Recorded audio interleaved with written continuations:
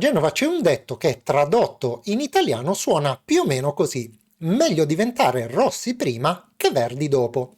Cosa significa?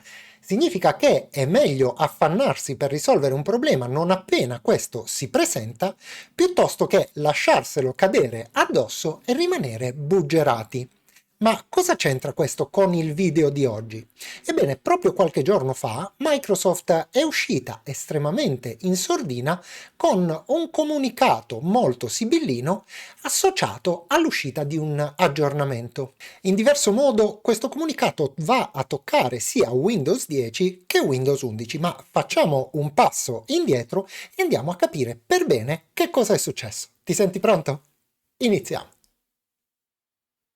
Il 14 novembre del 2023, in occasione del rilascio di questo aggiornamento, Microsoft è uscita con questo minuscolo trafiletto che recita invece qualcosa di estremamente importante. Dice infatti che dopo il 27 febbraio 2024 non ci saranno più aggiornamenti opzionali non riguardanti la sicurezza per quanto riguarda Windows 11 versione 22H2. Solo gli aggiornamenti mensili cumulativi relativi alla sicurezza verranno ancora garantiti per questa versione. Non appena ho letto questo comunicato ho strabuzzato gli occhi. Ma come? Una cosa tanto importante non viene minimamente enfatizzata da Microsoft e viene fatta passare sottotono con un allegato al bollettino relativo all'uscita di un aggiornamento che notoriamente nessuno legge. Cosa bolle in pentola?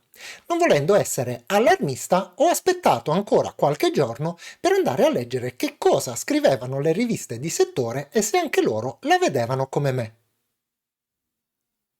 Ed infatti il software, nota rivista di settore, titola in questo modo: Windows 11, gli utenti di 22H2 non hanno diritto a ricevere nuove funzionalità. E questo già lo avevamo capito. Scendendo un po' più in basso vediamo che cambia ancora il modello di distribuzione degli aggiornamenti per i sistemi operativi Microsoft. La novità appena trapelata e peraltro ben poco pubblicizzata da Microsoft è che dopo il 27 febbraio 2024 gli utenti di Windows 11 22H2 non riceveranno più gli aggiornamenti opzionali e quindi non potranno provare in anteprima le nuove funzionalità del sistema operativo. Ma attenzione, non si tratta solo di questo. Facciamo un passo indietro. Se rileggiamo quello che dice Microsoft è che solamente gli aggiornamenti mensili di sicurezza continueranno ad essere pubblicati per le versioni di Windows 11 22H2 e precedenti ovviamente. Ma attenzione, un aggiornamento mensile in termini di sicurezza è un abisso, perché questo significa che tutti quanti gli aggiornamenti urgenti che ogni tanto Microsoft è costretta a pubblicare per far fronte a delle vulnerabilità che vengono fuori non saranno recepiti dalla versione 22H2 e precedenti, e quindi si creerà una voragine in termini di sicurezza quando ci saranno degli interventi urgenti da effettuare. E per quanto riguarda Windows 10? Beh, naturalmente sapevamo già che Windows 10 raggiungerà la fine del supporto il 14 ottobre 2025, che la versione corrente è la 22H2 che non verrà ulteriormente aggiornata.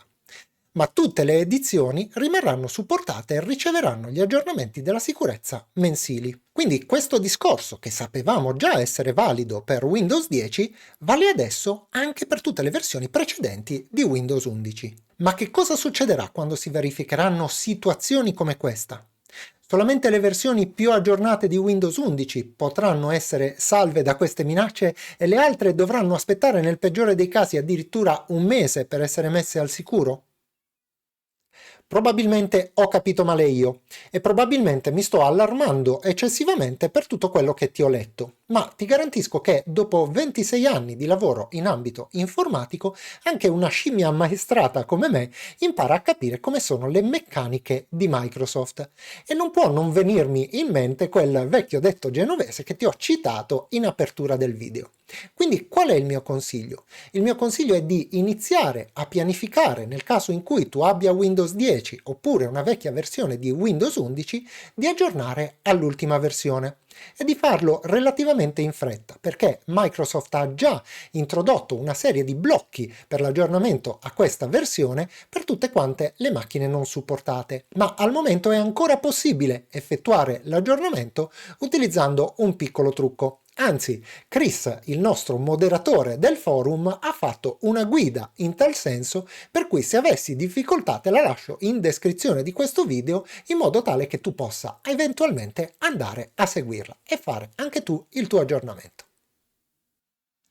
Per la prima volta nella storia di questo canale mi trovo a pronunciare questa frase, ovvero che spero che tutto quanto quello che ti ho detto nel corso di questo video sia assolutamente inutile e che in futuro non ci sia nessun problema con le vecchie versioni di Windows per quanto concerne la sicurezza. Ma siccome ormai abbiamo imparato che è meglio diventare rossi prima che verdi dopo, non ti nascondo che sto facendo questo aggiornamento su tutte le macchine dei miei clienti pian pianino portandole all'ultima versione di Windows.